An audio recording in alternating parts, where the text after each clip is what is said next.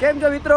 આશા રાખું છું બધા મજામાં જ હશો. તો તમને લાગતું હશે કે હું આ તૈયાર થઈને મીન્સ બેગ ચડાવીને કોઈ ફરવા જાઉં છું.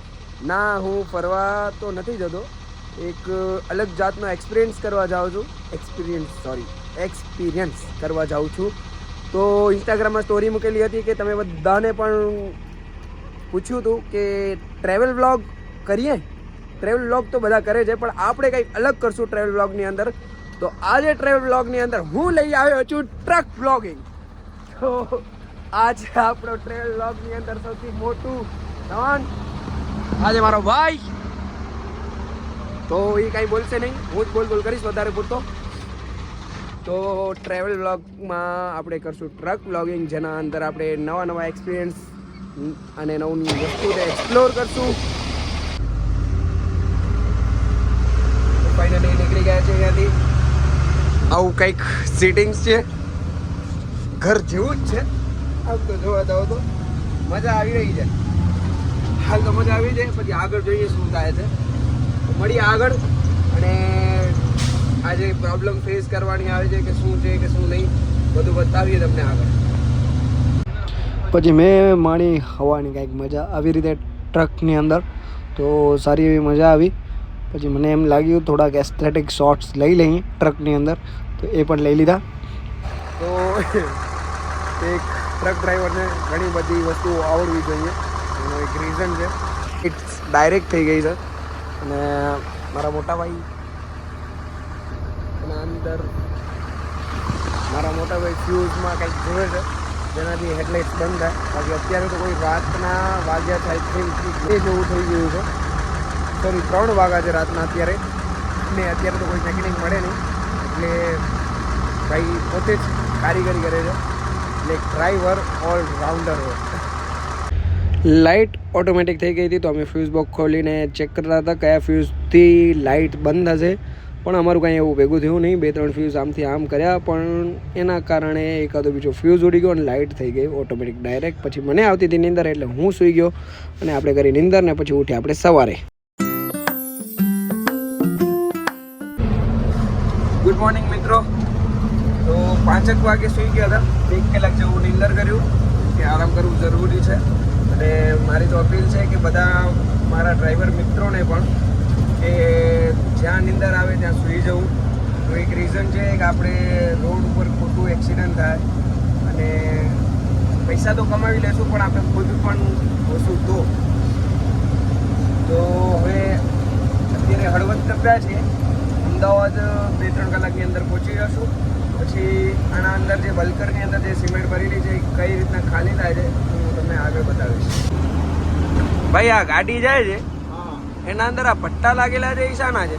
આ પટ્ટા છે ને, આ પટ્ટા છે ટ્રાક્શનને આખું સાફ નહીં. જેમ હવામાં ઉડે ને, ધૂળ ઉડતી હોય તો ઉડી જાય. આખો ટાંકો મસ્ત સાફ નહીં, એના માટે આ પટ્ટા લગાવી છે. બરોબર મિત્રો, એ પટ્ટા એના માટે લાગેલા. આપણે એમ કે આ કોઈ ફેશન નથી, પણ ખરેખર બલ્કરમાં એવું હોય, ઉપર ચડી ન શકતા હોય, એટલે અને ચડે તો એટલી મહેનત પડે, એટલે એનાથી એક્ઝેક્ટ સાફ થઈ શકે છે. સરસ, ખૂબ મગજવાળું કામ છે આ જે ટ્રક છે. કાલ રાત્રે તો હું તમને બતાવી નહોતો શક્યો, પણ અત્યારે હું તમને બતાવી દઉં. આ 16 વ્હીલનો ટ્રક છે, જેને બલ્કર કહેવામાં આવે છે. ને આ બલ્કરની અંદર સિમેન્ટ ભરેલી છે, ને આ સિમેન્ટ અત્યારે જઈ રહી છે અમદાવાદના એક ડમ્પ યાર્ડમાં ખાલી થવા. અને ત્યાં જે પણ જગ્યાએ સાઇટ્સ ચાલુ હોય ત્યાં આ લોકો સિમેન્ટ પહોંચાડે છે. તો આ રીતના અત્યારે સિમેન્ટ પહોંચાડી રહ્યા છે. હવે આપણે નાસ્તો બાસ્તો કરી લઈએ, પછી તમને આગળની જર્ની સારી રીતે એક્સપ્લોર કરાવો. પછી અમે લોકો પહોંચ્યા ધાંગધ્રા, કેમ કે હવે મારે વોઇસ ઓવર જ કરવો પડશે, કારણ કે ત્યાં કોઈ ભેગું થાય એમ છે નહીં ગાડીના અવાજના લીધે. અમદાવાદ 15 કિલોમીટર હતો ત્યાંથી દૂર. ત્યાંથી અમદાવાદ આવે એટલે બિલ્ડિંગો તો આપણે જોવા મળે જ. એટલે બિલ્ડિંગોની કંઈક હદ જ હતી. ખબર નહીં આ લોકો પાસેથી આટલો પૈસો ક્યાંથી આવે છે. બિલ્ડિંગો ઉપરથી બિલ્ડિંગો બનાવવા રાખે છે. પૈસો આવે તો ઠીક છે, પણ બિલ્ડિંગો લેવાવાળા પણ વ્યક્તિઓ અહીંયા હજી હાલમાં છે. તો આ જ રીતે કંઈક મેં બિલ્ડિંગો વ્લોગ્સમાં દેખાવી. મને લાગે છે કે મેં બહુ બધી બિલ્ડિંગ દેખાવી છે, પણ તો પણ તમે એન્જોય કરો આ બિલ્ડિંગોને. અને આ જ રીતે પછી અમે આગળ વધ્યા. આગળ વધતા અમને આ રોડ ઉપર થોડોક મને સિનેમેટિક લેવાનું ઈચ્છા થઈ, તો મેં થોડાક સિનેમેટિક લીધા. તો સિનેમેટિકને એન્જોય કરો કંઈક આવી રીતે.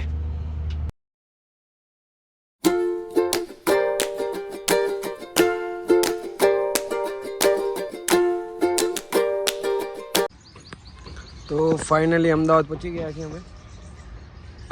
તો આ કોઈ સાઇટ છે, સમય બિલ્ડ વિથ ટ્રસ્ટ કેવું કંઈક નામ છે. સમય આવી ગયો છે, ધેટ્સ મીન્સ સમય આવી ગયો છે. અને કંઈક સાચું જ કહે છે, સમય આવી ગયો છે આપણો. તો સમય ઉપર અમે સિમેન્ટ લઈને પહોંચી ગયા છીએ.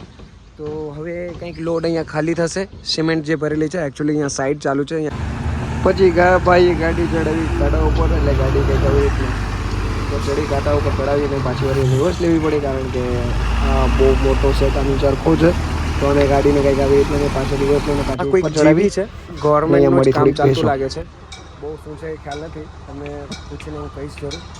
અને હજી કોઈ સબસ્ક્રાઈબ ન કર્યો હોય તો પ્લીઝ સબસ્ક્રાઈબ કરજો.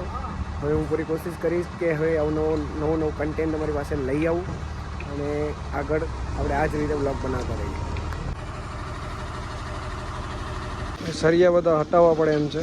એકચ્યુઅલી આ છે ને ટાયરને પતાવી નાખે, એટલે હવે આ લોકો સરિયા હટાવશે, પછી ગાડી આપણી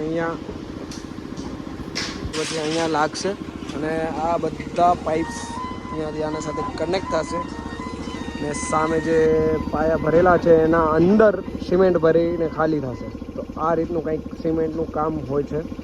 હજી પણ ઘણું બધું છે, એ તમને આગળ દેખાતું રહીશ. મિત્રો ગાડી ખાલી કરવામાં હજી 2 કલાક જેવું નીકળી જશે, કારણ કે અહીંયા લાઇટનો કંઈક પ્રોબ્લેમ છે. શું છે મને ખ્યાલ નથી એક્ઝેક્ટ. 2-3 કલાક નીકળી જાય છે.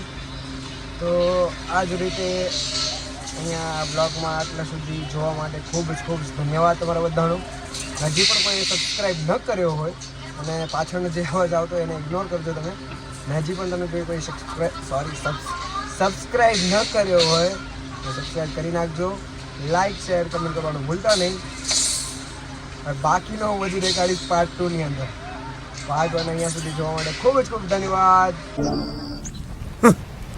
Thanks. Love you. Forever.